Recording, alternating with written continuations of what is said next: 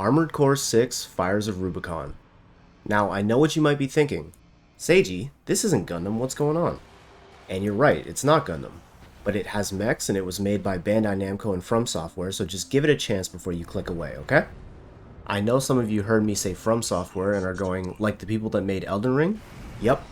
And before you even think about saying, so is it like Dark Souls but with mechs, just shut your mouth because I will have an aneurysm. I'm just kidding. It's not that big of a deal, it's just that a lot of people only associate From Software with Soulsborne games and fail to realize that Armored Core has its own rich history that goes back as far as 1997 on the original PlayStation. That's the year I was born. This is the first Armored Core game in 10 years, so it's no surprise that a lot of eyes are on it. Whether you're an old AC fan who's been waiting for a new game for years like myself, or someone who's jumping in for the first time, it's just a really exciting feeling to get in there and zoom around in your mech. You're probably going through the start of the game pretty smoothly aside from a few hiccups like getting dunked on by a helicopter in the literal tutorial mission, and having a good time building your AC, painting it, playing in the arena, and progressing through the story. And then this chonker shows up. Is that the Grim Reaper?! Balteus, Slayer of Gods, Raiser of 1,000 Worlds. Just kidding, he doesn't have any nicknames like that. In fact, this big boy doesn't even have a pilot, it's unmanned. And if that's the case, it's gotta have the most advanced AI in the world because, oh my god! I'm getting ahead of myself. This oversized bumper car is the boss that you have to fight at the end of the first chapter of the story. He's gained himself a bit of a reputation among the community for sort of acting like a gatekeeper for the rest of the game, if you made it past the helicopter. When you fight him, you're hit with a reality check like, oh yeah, this is a FromSoft game, and he reminds you that this is not a game that you can just cruise through. In fact, there are a bunch of people that have left negative reviews for the game on Steam because Balteus was so difficult they gave up and decided to drop the game entirely and refund it. Now, of course, the difficulty of a boss is subjective to the player. I beat it in around 3 hours of attempts, but I've seen some people that took as long as 8 hours, and I've seen others who beat him on their first try. However, the general consensus among almost everyone is that he's a pretty tough boss. So why is this such a difficult fight? Well, there are a few reasons. Reason number 1. You see that? Oh, Neptune. Yeah, that's a lot of missiles. And you know what the best part is? He shoots them so many times. Like, just all of the times. If you're not comfortable with the movement in this game, you better learn quickly because otherwise you're gonna watch your health deplete faster than your bank balance at the start of the month when bills hit. Now let's say you finally make it through that hailstorm. Surely now you can damage him, right?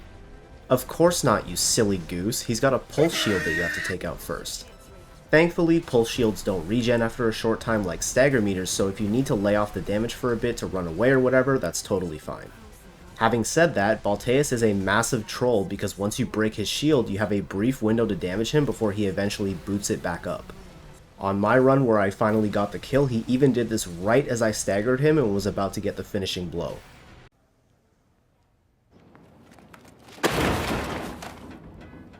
Let's say you've learned to dodge the missiles and you're consistently able to break the shield and deal damage. Should be smooth sailing from here, right?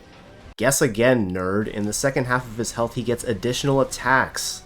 Now he can swing fire swords at you like he's a Dawnblade Warlock from Destiny 2, or force you into playing a game of The Floor is Lava. Isn't that fun? Okay, so now I want to go over the setup I used and tips for beating this boss in case you're struggling like I did.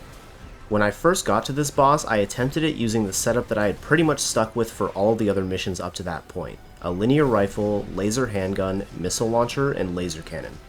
This build just wasn't really working for me. It's definitely possible with this setup, but in addition to learning the fight, I was being way too conservative with my laser cannon.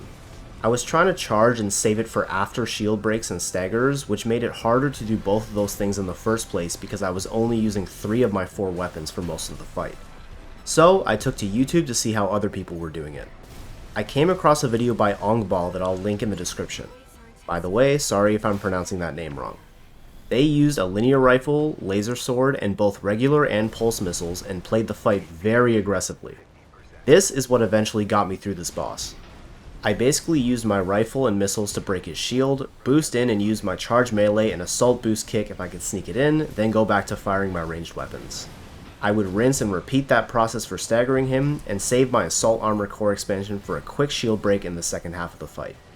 This is by no means the only way to do it because I've seen a bunch of different strats. There are people who shred his shield with pulse guns, people who run tank builds with heavy artillery, people who run double plasma rifles and double laser cannons. I even saw one cracked JP player who did this fight melee only. If you're getting stuck, try changing up your build and finding something that works for you. I only started seeing real progress on my runs when I started switching my parts around. Here are some tips to help you in your fight against Balteus. Number 1. When he fires the missiles, I found that there are 2 effective ways to dodge. The first is to stay low to the ground and quick boost as they get close. This way they'll hit the ground and explode, whereas in the air they have more room to curve and still hit you. It's even better if you stay below him because it limits their tracking even more. The other option is to assault boost towards the boss and dodge as the missiles get close because you're often so fast that they can't track aggressively enough. Number 2. Try to maximize your damage as much as possible after breaking his shield. It sounds simple, but the best way to get this fight over with quicker is to break the shield and then stagger the boss as quickly as possible so that you can do even more damage while he's stunned. If you're too slow piling on the damage after the shield break, he'll put his shield back up before you can stagger him and you'll have to break it all over again. That brings us to number 3, make sure to keep track of your ammo. One of the biggest mistakes you can make is staggering Balteus and then having to reload right after and not being able to capitalize on that damage window. This is going to apply to all your fights, but it's even more important for Balteus because he's only vulnerable for a short time. And lastly, number 4, dodging his annoying fire attacks in the second phase. The fire swords have a pretty big telegraphed swing, so if you pay attention, you can usually see them coming and dodge accordingly. They also don't have a very long range, so your other option is to back off entirely so he can't reach you. Just be sure to dodge the missile barrage between the 2 swings.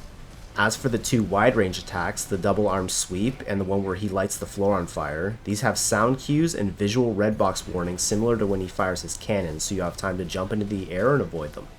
I gotta say, I was not expecting a boss like Balteus so early in the story, but fighting him was a clear message that things just got real. If you're struggling against him, I encourage you not to give up, keep practicing and trying new things, and eventually you'll get it. And for those of you who have already beat Balteus, drop your builds and tips in the comments below and share the wealth. I hope you guys enjoyed the video. If you did, please consider leaving a positive rating because it really helps me out. Let me know in the comments how you guys are feeling about the game so far and if you'd like to see more Armored Core content on the channel. Thank you so much for watching, and I'll catch you guys in the next one.